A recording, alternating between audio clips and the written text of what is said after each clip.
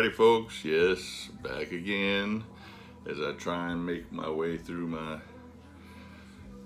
latest CD editions, because as I'm wont to do, as soon as I start seeing a break in the clouds, I can start seeing the end. I think, well, I don't know, reward myself and buy a bunch more crap. So I got a bunch more crap coming, so I need to get through these. And this isn't even the end of the last batch. So it's a sickness. I'm sure one that many of you can understand. First up, Loudness, Thunder in the East. How have I never owned this album? It's just one of those things. You know, I meant to get it back in the 80s. It passed me by. Lack of funds, probably. And then it just kept slipping through the cracks. I never got around to getting it. Funny part is I haven't even seen Loudness in concert. I think once, but could have been twice. So of course everybody knows Crazy Nights. That was the big hit. And if you see them on here, like most people, they had an 80s look to them. So they did get lumped in with the hair metal glam bands. This is not a glam album. Crazy Nights might be a glamish tune, but this is power metal through and through. I could have swore that I had heard this album before. I mean, it was pretty popular back in the 80s. Of course, that was 40 years ago. But man, I didn't remember how heavy this thing was. It's killer. I mean, I think Shadows of War, the follow-up to this one, was kind of panned, but I think Lightning Strikes is supposed to be pretty good, so I'm probably gonna end up getting one or both of those. But yeah, this is a killer album. It deserves all the praise that it gets. And some more 80s metal, another 80s band that fell off the radar, Hellion, the Black Book. I don't think I ever heard anything off this one. They used to play Hellion on Z-Rock when they came out with Screams in the Night, and that was another album that I meant to get, and just for whatever reason never happened. Lack of funds usually. And then of course, you know, once it passes by, there's more stuff coming out that you want to get. So some of these bands, these lesser known bands, especially like Hellion, who really only have 3 full-length albums, they just kind of fall through the cracks. If you don't know, this is Anne Boleyn. Sometimes Anne Boleyn's Hellion, sometimes Hellion, sometimes just Anne Boleyn. But yeah, this is a reissue, and it has a cover of the Immigrant Song on it, which is pretty good. Golly. And they close out, they add something on to the end of the song, and dang it, if I'm drawing a blank now, I can't remember what they added on. They go into playing a different song. But anyway, this is a good album. It sounds just like the Hellion I remember from Screams in the Night. I have Screams in the Night on my want list, but that CD is really expensive. This is a Wounded Bird reissue.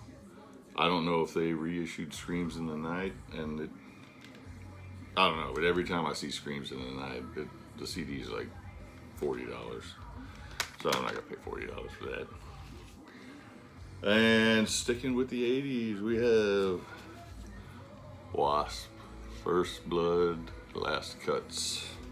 Yes, I do own all of these songs, except for one. And what inspired me here was Tony Dio has a new, that's the classic back of the debut album. It has a new channel, I believe it's called the Metal Emporium. He's a big W.A.S.P fan, and he was going through his That was probably the current lineup at the time this Greatest Hits was released. He was going through all the different W.A.S.P. They had singles, 40 EPs or whatever, everything that you know. And I had been on a W.A.S.P. kick a couple years ago, picking up a bunch of stuff, but I did not pick up this album, and the reason I didn't is because, you know, it's a Greatest Hits, but there is the one song, Sunset in Babylon, that I did not have. It's only on this album here. So I saw it for a good price, and I figured, what the hey. And it's a good tune. Not too big on the remixes, though. A bunch of tracks on here are remixed.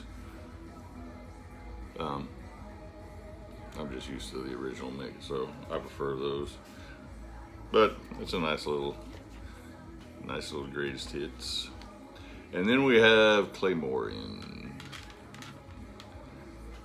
If some of you missed my review of Eternal Curse, it still sits at my second favorite album of the year so far.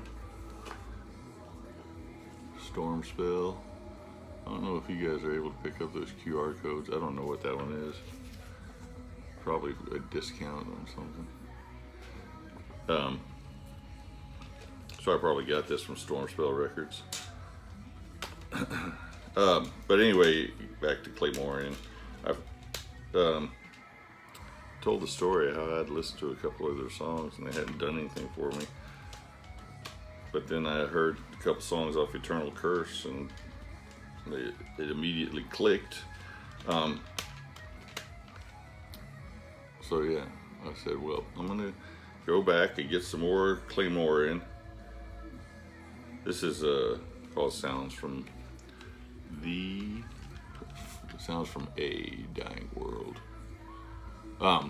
This is not their last album. This is 2 albums ago, but it's from 2017. They don't put out albums that quick, like every 4 years. Since 2017, that's been the case. So yeah, I said, after listening to Eternal Curse and loving it, I said, well, I'm gonna go. This booklet is a hardy booklet. I'm gonna go pick up some more Claymorean. So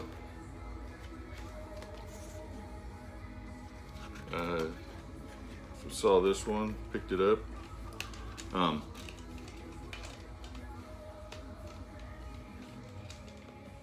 And it's really good.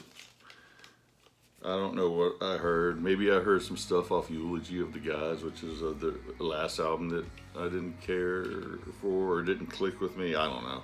I'm still going to end up getting that album because this one's really good too. I mean, it kind of falters at the end of the album, but I mean, The Road to Damnation, Old Mountain, Samaria, Blood Red Shield, those could have easily found their way on Eternal Curse.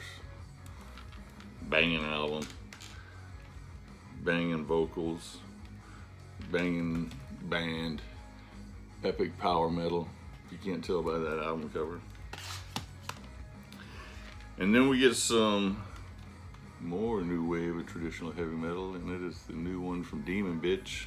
Speaking of not being that prolific, it's been this one actually came out last year. I did not hear about it. It was 8 years since they released their debut album, but this one is killer. It would have definitely made its way into my at least top 15 last year, if not top 10. Now the singer has a very eclectic voice. I would say his vocals are very similar in delivery and style to like Megaton Sword. Get some lyrics here. I don't know how this album missed me. I mean, I did hear that it was coming out, but I never heard that it was released.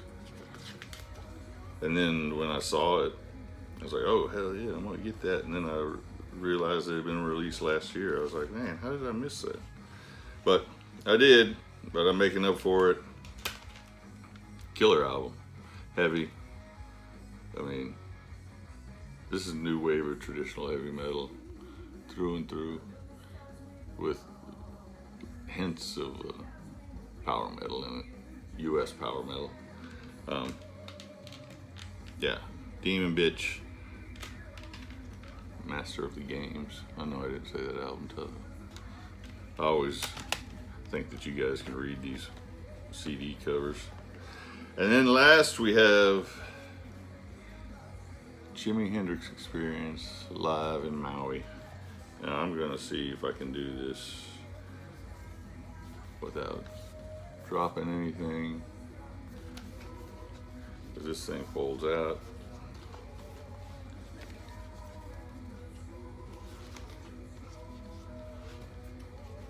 I'm gonna drop something here. There we go. And then the booklet's loose in the middle, so I'm gonna have to take it out. And then we get that there. Not the most user-friendly booklet for packaging, but pretty cool nonetheless. Now, I'm a big Hendrix fan. When this came out, I wanted to get it, but it was pretty pricey. And I was like, man, I'm not gonna pay all that. It's a little much. I don't think I knew that it was a 3-disc set though.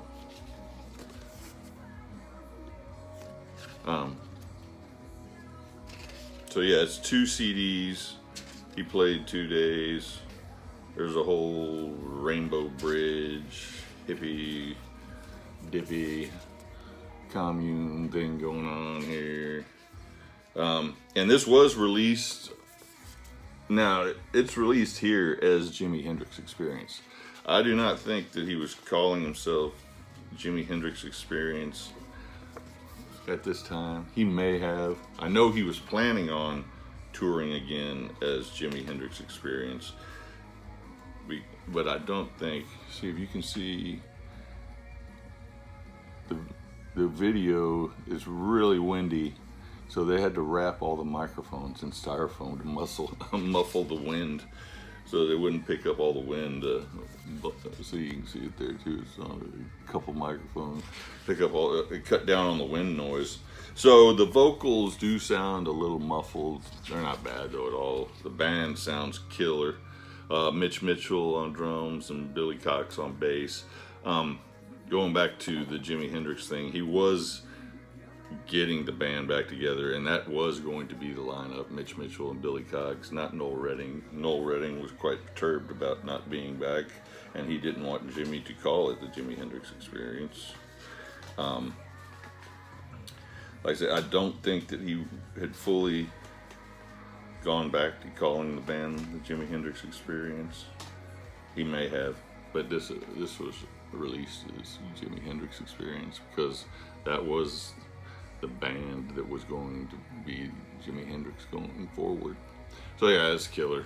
I saw somebody reacting to the version of Voodoo Child's Slight Return, which is my favorite Hendrix song, and it was a killer version. So I was like, well, let me see if this thing's come down in price.